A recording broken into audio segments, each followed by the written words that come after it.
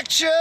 I'm gonna pass out. I'm ready to cry. Absolutely fucked up. Lack of sleep, lack of food. 18-hour days, 7 days a week, sleeping on the floor, not showering. This battle is not for me. Stop casting retards. One of our lead actresses looks like she wants to kill herself between takes. You don't even care if it's in focus. I have my limits, I guess. Get fucking out of here and we'll do Arby's dialogue. Welcome to Troma. Just want to get this fucking shit over. Poultrygeist, a 2006 horror musical created by the infamous Troma Studios and its leader, Lloyd Kaufman. When ancient burial grounds curse a fast food franchise, zombie chickens start wreaking all sorts of havoc. The movie is a commentary on fast food conglomerates and their indifference towards the negative effects they have on their customers and the world. But more so, it's really all about gross out humor, gore, and boobs. I don't like this movie. I thought it was way too over the top and stupid just for the sake of being over the top and stupid. And I was right. That's basically Troma's MO. Their tagline is 48 years of disrupting media. Now, I didn't know of Troma Studios until making this video, and after doing my research and watching the behind the scenes of how this film got made, I hate it even more. Leader Lloyd Kaufman prides himself on how horrible and messy it is to make one of his movies. And this is where a very large gray area is created, as he walks a very thin line between crazy filmmaker and complete psychopath asshole.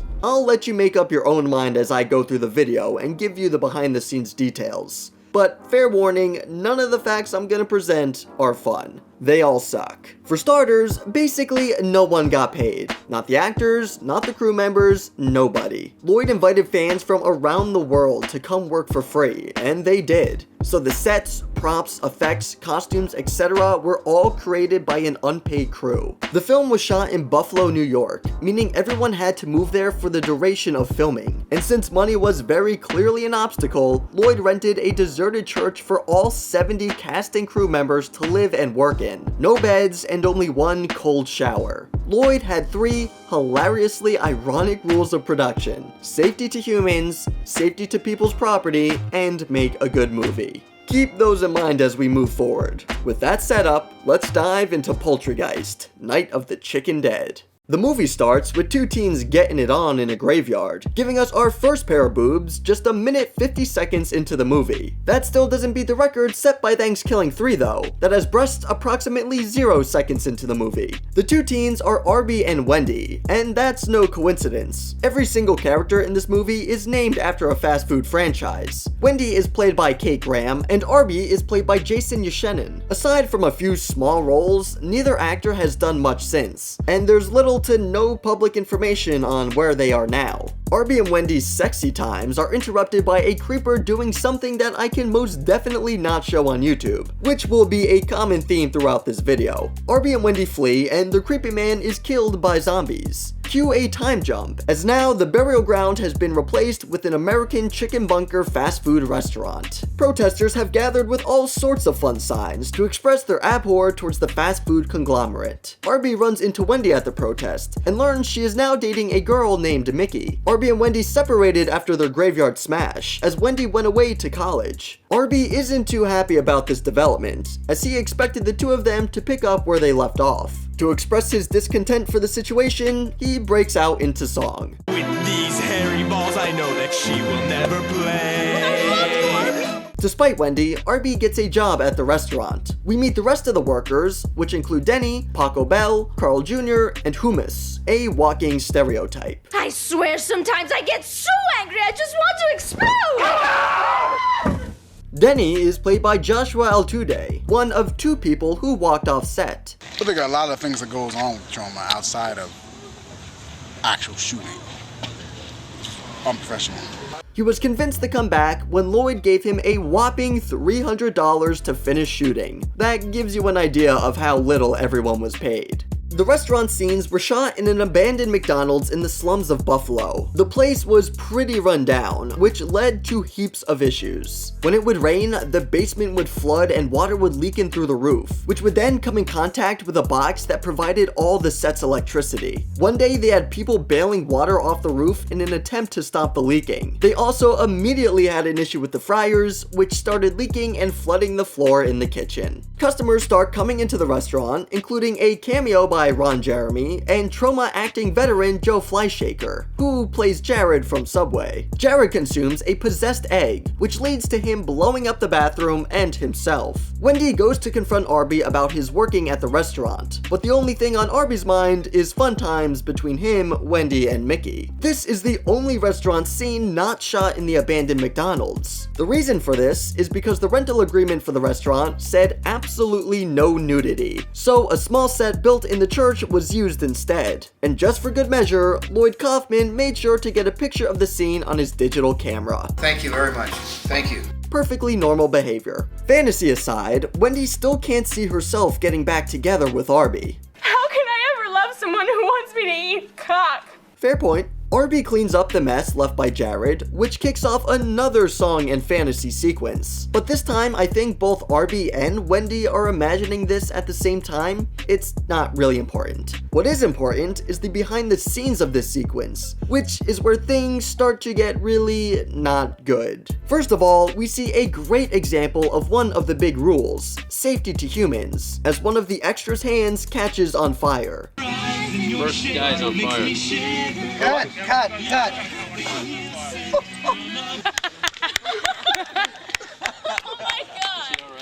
Are you okay?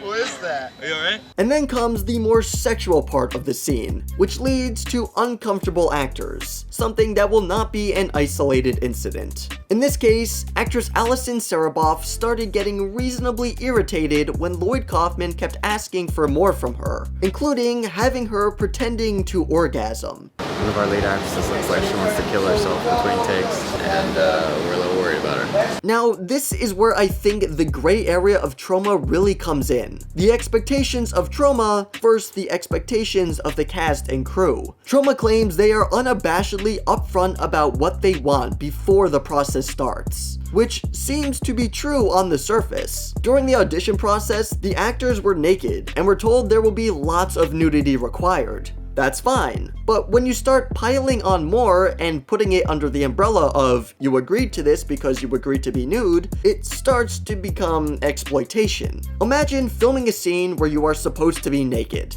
Okay, that's what you agreed to. But then in the middle of it, the director tells you, throw in an orgasm. That's a big on-the-spot ask. And just your shot is just, Pornographic? no. Oh, come on. No.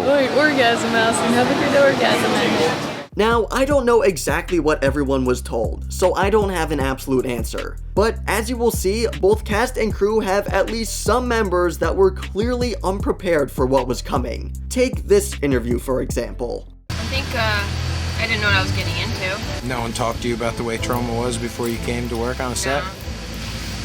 No, they manipulated me. But hey, at least the song is pretty good. Yay! Snap back to reality, the owner of the chicken restaurant, the General, comes into town to quell the protesters. He does so via song. Does it lead anywhere? Nope. Back in the restaurant, Paco Bell is using a meat grinder that was broken for over 2 hours on set, and it gave a stuntman his very first on-screen stunt. Good for you, man. After a push from a haunted chicken carcass, Paco is grinded up, spewing out loads of blood everywhere. They use 30 gallons of fake blood every day. Lloyd set out to make this the bloodiest movie ever, and he did a pretty good job in that regard. Meanwhile in the basement, Arby meets future Arby. Yes, an older version of himself, which makes just as much sense as the rest of this movie. Old Arby, played by director Lloyd Kaufman, breaks out into song to convince young Arby to get out of the fast food business. And in case you were wondering, Lloyd's balls were hanging out during this scene. Arby meets up with everyone in the kitchen, and we get one of the only jokes I like in this movie because of how goofy it is. Never, ever leave your register. Who knows what that mob of customers could be doing right now? Back to the horribleness, the sandwich Arby makes comes to life as it possesses the spirit of Paco. The sandwich warns Arby about the spirits, both Native American and chicken, that are coming to take revenge. Meanwhile, Carl Jr. decides to fornicate with a raw chicken, a sequence which is much longer than you would ever want. The chicken becomes possessed and bites Carl's Jr., causing red and green blood to go everywhere. Despite a warning from Arby, the General serves tainted chicken to the protesters, which, due to their hunger breaks their morals and they devour the poultry. The general says this line, Now y'all been out here for hours, and I'd be angry too if I hadn't eaten yet either. and the irony really writes itself. Where's our DP right now? Our DP's not coming out. No, you're asking us to eat cold pizza and work for 3 more hours. Right. We haven't eaten since 8. You know what time it is? 4. 60 years old, I haven't eaten all day, so I don't know what the big fucking deal is. It's revealed Mickey was working with the general the whole time, which breaks Wendy's little heart, and results in her getting back together with Arby. The customers start vomiting green puke everywhere, kicking off the very gross final 40 minutes of the movie, both on screen and behind the scenes. The general turns into a giant egg after consuming some chicken, and hatches into a chicken monster. He bites Denny's head off, freaking everyone out, and they run out of the kitchen to find that almost everyone has turned into zombie chickens. This provides a plethora of behind-the-scenes horribleness. First of all the chicken feathers were applied by what was supposed to be a mixture of glue and water, but the person that did the mixing used cream soda instead. They don't know who did it, but it was too late by the time they realized. Everyone was covered in sticky soda for hours. This one patron, who gets her face ripped off, was played by a pregnant mother named Tessa. It was impossible to see through the prosthetic on her face, and after 7 hours of waiting around, not being able to see, she finally broke down crying. And this guy, who gets his head held in a fryer, is not the original guy who was supposed to play the role. The original actor had his head accidentally bashed against the metal part of the machine and had to get 3 stitches. There is a lot of bad here, but I will say that the makeup and effects team did a fantastic job given the horrible conditions and limited time. There are dozens of people in full makeup and a ton of special effects being executed throughout. So major props to the unpaid crew for putting in high pay-worthy work. Also, one of the crew members proposed to his girlfriend who was in full chicken makeup, which is just hilarious and sweet. The zombie chickens are about to overtake Arby, Wendy, Hummus, and Mickey when old Arby comes in to save the day with an assault rifle, which was real. And their gunman, the dude on set who handles the guns, was an unpaid suburban karate instructor. Denny turns into a cool-looking chicken puppet and bites off old Arby's nose. Young Arby mows down Denny with the gun, but it's too late. Old Arby succumbs to his wounds and dies. A random plot point comes running in and gives the gang a quest to find her daughter like she's an NPC giving you your next mission. After a quick fight with Carl Jr., he tells Arby that alcohol is the key to defeating the evil chickens. A clueless Arby pours whiskey in Carl's mouth, causing him to melt and die. This 5-second scene naturally led to a giant argument on set. We said the tube fell out. The tube fell out. The tube has fallen out. Put up with this. I don't know how that you couldn't understand when I was screaming. I don't hear you. It's a blah, blah, blah, blah, and the camera's whirring around, and it's just a fucking excuse, right? Someone could have said it properly, right? Mickey tries escaping by putting on the chicken costume and sneaking through the zombie crowd, but it doesn't work. She ends up transforming into one of the evil chickens, showing off some great makeup. Unfortunately, actress Alison Sereboff stood around for over 12 hours in said makeup. This included dirtying her hair with flour, water, peanut butter, and dirt, because for some reason they didn't consider using a wig. To add injury to insult, they ended up not shooting her scene that day, meaning she had to come back the next day and do it all again. The scene in question involved her character growing a chicken penis, which attacks Wendy. Arby steps in to complete a choke the chicken joke, and green juice is squirted all over his face. This is yet another scene where an actress felt uncomfortable doing what Lloyd asked. In this case, it was Kate Graham. Originally, she was supposed to quote-unquote choke the chicken and have it spray all over her face, but she felt that it stepped into pornographic territory. It's pornographic and demeaning to women, and I'm not like the biggest feminist on earth, but like, no. I have my limits, I guess. No. They had Jason do the scene instead, which everyone agreed was still in bad taste, but a much better solution. The crew was planning on using plain white milk, but even Lloyd thought that was ridiculous, given that all the chicken fluid had been green up to that point. When the crew argued it should be white, he had a simple response. Fuck you. Come on. It's not a porno film. In case you're wondering, the green blood is simply a combination of water, food coloring, and soap.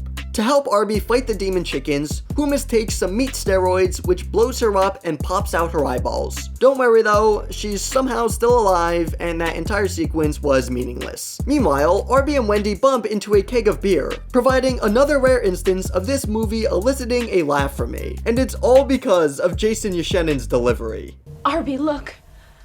Beer! Wendy, you fucking drunk. This feels like an appropriate time to mention that Jason seemed like a really cool dude. On a production that was mostly hardships, arguing, and negativity, he seemed to be able to keep things pretty light on set, and always had a smile on his face. My favorite behind the scenes moment is when one of the actresses is doing her scene over and over again for hours, and Lloyd says she looks embarrassed, so Jason decides to give her some pointers. You look like you're embarrassed. You want some tips? Center. Like that? Second. Arby finally puts 2 and 2 together and realizes that alcohol kills the demon chickens. The rest of the zombie chickens invade the restaurant and Arby melts some of them with the beer. But there are too many and they are overrun. With help from a still alive Hummus, they escape into the basement. There they find the little girl they promised to help. They also find the biggest, baddest evil chicken and are subsequently cornered. Arby gives a big romantic speech to Wendy, and then it's time for the chicken to kill them. Actually, he breaks out into song and everyone joins. When the song ends, the chicken goes in for the kill, but then explodes for some reason. This was actually supposed to be a giant explosion with buckets of blood thrown everywhere. But when they actually did it, the effect was more than underwhelming. That's why they added this line on the spot. Well, that was anticlimactic. To kill the remaining chickens and save America, Hummus sacrifices herself and blows up the restaurant. An effect accomplished by taking a still picture of the building, lining it up with the real building, and then blowing it up with a small explosion. The movie ends with Arby, Wendy, and the little girl driving off together. The girl lays a chicken egg, which freaks everyone out, causing them to transport into another Troma movie as they crash their car and die. The credits are intercut with a zombie chicken dance sequence Thriller style. The only reason it's there is probably because Lloyd Kaufman's daughter is in it. It wasn't part of the script, and they were already severely behind schedule when they shot it at 5 in the morning. And that is Poultrygeist. An incredibly messy, dysfunctional disaster inside and out. Whatever your opinion towards Troma and this film are, there is no denying it was an absolute nightmare to make. The movie is available for free on Tubi and Vudu, but my suggestion is, if you're gonna watch anything, make it the behind the scenes documentary. It is unfiltered, it is raw, and I barely scratched the surface. It's a fascinating and disturbing look at an industry that is most commonly closed door. I believe the only platform the documentary is on is Troma's official website. However, if you type in the name of the documentary, followed by Internet Archives, you may find some results. That is all from me. I hope you enjoyed, and stay beautiful.